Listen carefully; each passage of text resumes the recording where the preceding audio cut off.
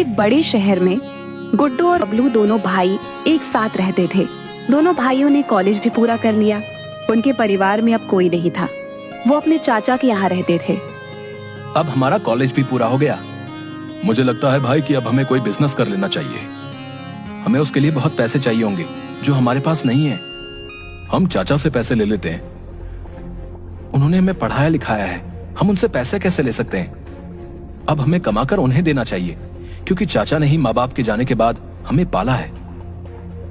भाई मुझे लगता है कि हमें अपनी पुश्तैनी हवेली बेच देनी चाहिए और फिर उसके बाद हम अपना और चाचा दोनों का जीवन बदल सकते हैं। हाँ, बात तो ठीक है। फिर कल सुबह अपने गांव राघवपुर के लिए निकलते हैं। वैसे भी वो हवेली खंडहर है, उसे रखने का कोई फायदा नहीं है। बबलू और गुड्डू सुबह की योजना बनाकर सो गए। अगली सुबह दोनों भाई उठकर राघवपुर के लिए बस में बैठकर निकल गए और कुछ घंटों बाद अपने गांव पहुंच गए। अब यहाँ कैसे पता चलेगा कि हमारा घर कौन सा है? चाचा ने बताया तो था कि जो सबसे बड़ा घर होगा वही हमारा घर होगा। हाँ, और सबसे पुराना भी होगा। कोई नहीं, चलकर ढूंढते हैं। दोनों भाई अपनी पुश्तैनी हवेली ढूंढ रहे थे कि तभी उन्हें एक आदमी राजू मिला। अरे भाई, ये राघवपुर गांव ही है ना? नहीं, ये जनकपुर है। लेकिन बस वाले ने तो यही उतारा था। और जब बस वाले ने यही उतारा था तो यही होगा। अजीब पागल है, जो पूछ रहा हूँ उसका सीधा सीधा उत्तर नहीं दे रहा है। तुझे मैं पागल लगता हूँ क्या बे? ठीक है भैया, हमारी गलती है। अब हमें ये बता दीजिए कि यहाँ सबसे पुरानी हवेली के लिए रास्ता कहाँ से जाता है? मेरी उम्र बहुत ज्यादा हो गई है, लेकिन मैंने कभी इस रास्ते को कहीं भी जाते हुए नहीं देखा है। शायद जाना तुमको ही पड़ेगा। ठीक है भाई, तुम हमें माफ कर दो, हम खुद चले जाएंगे, ठीक है? मेरी मर्जी, मैं तुम्हें माफ करूं या नहीं है? अजीब आदमी है यार। चलो भाई, चलते हैं। इसके सच में ही स्क्रू ढीले हैं। राजू अकेले ही खड़े होकर हंसने लगा। गुड्डू और बबलू दोनों पुरानी पुश्तैनी हवेली को ढूंढने के लिए आगे बढ़ गए। दोनों राघवपुर की गलियों में इधर से उधर देख रहे थे। तभी उन्हें एक बड़ी सी हवेली दिखाई दी जो अब खंडहर बनने लगी थी। ओह, ये हमारी हवेली। इसको हम ढूंढते ढूंढते पागल हो गए थे। हाँ, चलो अब इसके अंदर चलते हैं और इसको 1-2 दिन में ही बेच देंगे। हाँ, हमें इसे जल्द से जल्द बेचना होगा। दोनों भाई अंदर गए। तभी अंदर से एक बूढ़ा व्यक्ति भीखू निकल कर आया। कौन है इस खंडहर में? आज कौन आया है? काका, आप कौन हैं? हम इस घर के मालिक हैं, लेकिन आप कौन हैं? इस घर के मकान मालिक? अरे कम से कम मुझ बूढ़े से झूठ मत बोलिए। तुम्हें क्या चाहिए मुझे ऐसे ही बता दीजिए। काका, आप भी कमाल करते हो। जब आपको बता दिया कि हम ही इस घर के मालिक हैं, फिर भी आप बेवजह हमारा समय खराब कर रहे हो। और काका, जवाब आपको देना चाहिए, क्योंकि आप हमारे घर में रह रहे हो। हम इस हवेली के वारिस हैं, गुड्डू और बबलू। ठीक है बच्चों, अगर तुम इस हवेली के अपने होने का दावा करते हो तो ठीक है, मैं मान लेता हूँ, लेकिन मैं इस घर की रखवाली करता आ रहा हूँ। ठीक है काका, आप हमारे परिवार के बारे में कुछ जानते हो क्या? मैंने इस घर के मालिकों की नौकरी की है, लेकिन मैं तुमको तभी कुछ बता पाऊंगा जब तुम परीक्षा में सफल हो जाओगे। कैसी परीक्षा? इस घर के मालिक ने एक पुश्तैनी कुल्हाड़ी इस हवेली में गाड़ दी थी। तुम्हें उस कुल्हाड़ी को उखाड़ना होगा। लेकिन हम उस कुल्हाड़ी को क्यों उखाड़ेंगे? क्योंकि अगर तुम उस कुल्हाड़ी को उखाड़ पाए तो यह साबित हो जाएगा कि तुम इस घर के असली वारिस हो। कुछ समझे नहीं, आप कैसी बातें कर रहे हैं? कुल्हाड़ी उखाड़ना भी इतना बड़ा काम होता है क्या कि उसी से हमारे बारे में पता चलेगा? हाँ, अगर तुमने उस कुल्हाड़ी को उखाड़ दिया तो मैं मान जाऊंगा कि यह घर तुम्हारा ही है, क्योंकि इतने वर्षों से यहाँ अनेक दावेदार आ चुके हैं, लेकिन उस कुल्हाड़ी को कोई भी नहीं उखाड़ पाया है। ये कैसी परीक्षा है? ये मेरे लिए अजीब है। मैं तुम्हें तुम्हारे माँ पापा के बारे में भी बताऊंगा। हमारे माँ पापा का देहांत हो चुका है। इसके अलावा कुछ और भी रहस्य है। अगर ऐसा है तो ठीक है, हम दोनों परीक्षा देंगे, लेकिन उस कुल्हाड़ी को उखाड़ने के बाद क्या होगा? ये सब तो तुम्हें कुल्हाड़ी उखाड़ने के बाद ही समझ आएगा, क्योंकि जादुई कुल्हाड़ी है तो कुछ तो खास होगा। ठीक है, कुल्हाड़ी कहाँ है? बेटा देख लेना, अगर तुम सच में इस हवेली के वारिस हो तभी इस कुल्हाड़ी को उखाड़ने की कोशिश करना, वरना जान से भी हाथ धो सकते हो। हम सही हैं, इसलिए हमें कोई डर नहीं है। इसलिए अब जल्दी से उस कुल्हाड़ी के पास ले चलो। भीखू उन्हें हवेली के अंदर ले गया। वहाँ एक पेड़ था। ये पेड़ की जड़ में जो कुल्हाड़ी है तुम्हें उसे उखाड़ना है, ठीक है? वैसे आज तक कोई पहली परीक्षा को ही पास नहीं कर पाया है। अगर तुमने इसे उखाड़ दिया तो मैं तुम्हें आखिरी परीक्षा दूंगा। इतनी सी कुल्हाड़ी के लिए हमें डरा रहे थे। इसको उखाड़ना मेरे बाएं हाथ का काम है।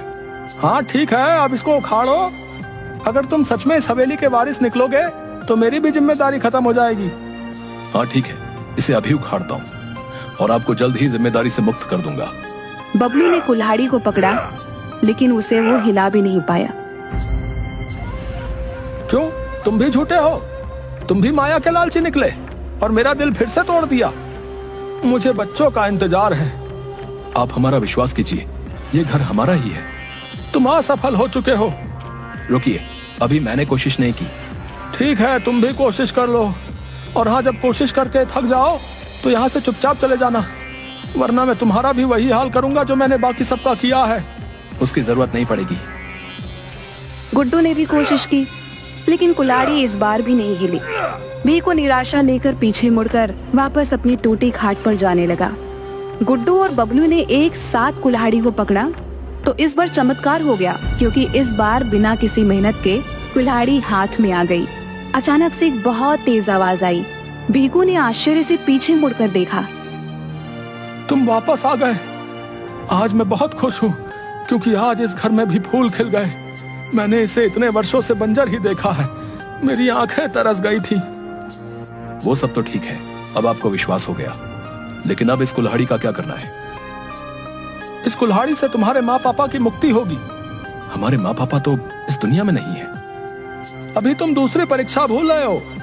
अब तुम्हें इस पेड़ की जड़ को काटना होगा। बाबा, ये पेड़ कटकर हमारे ऊपर गिर जाएगा। आप क्यों हमारा पागल बना रहे हो? इससे ये साबित हो गया है कि ये हवेली हमारी है। अब आप यहां से जाइए। मेरे यहां से बाहर निकलते ही तुम जीवित नहीं रह पाओगे। हाँ हाँ, बहुत हो गया। अब हमें डराने की कोशिश मत कीजिए। तुम्हें अपने माँ पापा का सच जानना है कि नहीं? हाँ, पहले तुम्हें पेड़ की जड़ काटनी होगी। गुड्डू ने कुल्हाड़ी हाथ में लेकर पेड़ की जड़ काटनी शुरू कर दी, लेकिन पेड़ की जड़ पत्थर के समान थी। वो कट ही नहीं पा रही थी।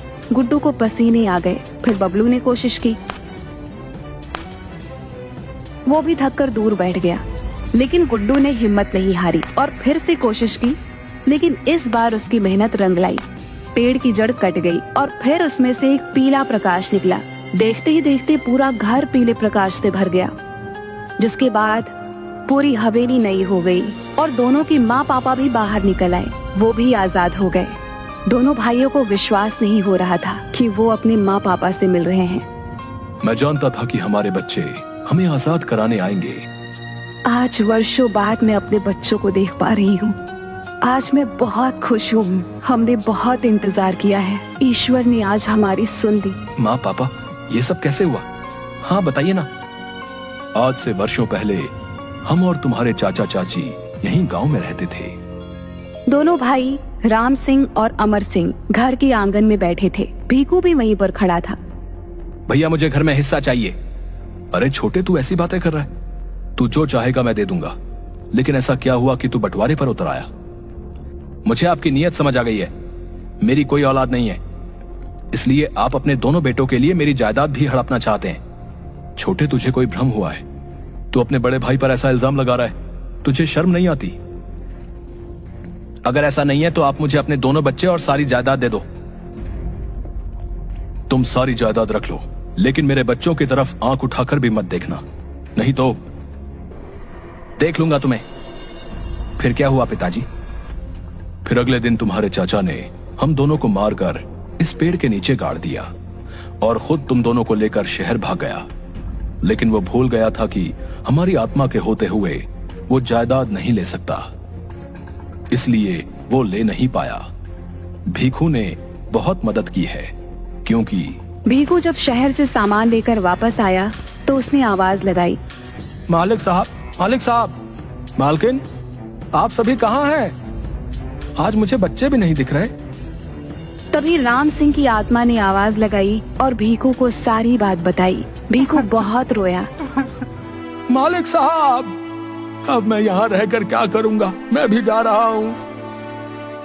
अब यहाँ तुम्हारी ही जरूरत है और तुम्हें रहना होगा। क्योंकि अमर सिंह जायदाद लेने आएगा और उसे हम जायदाद नहीं लेने देंगे। इसलिए वो किसी और को भेजेगा जिनको हम मार देंगे, लेकिन उसमें हमारे बच्चे भी हो सकते हैं। इसलिए इस कुल्हाड़ी को सबसे उखड़वाना। हमारे बच्चे ही इसे उखाड़ कर पेड़ की जड़ काट पाएंगे। आप हमेशा इसी तरह। हमारी मुक्ति हमारे बच्चों के हाथों होगी।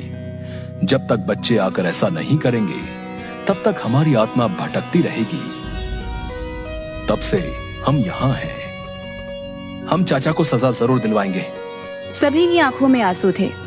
गुड्डू और बबलू के माता पिता की आत्मा को शांति मिल गई। उनके चाचा को सजा हो गई और दोनों बच्चे भीकू के साथ गांव में रहने लगे।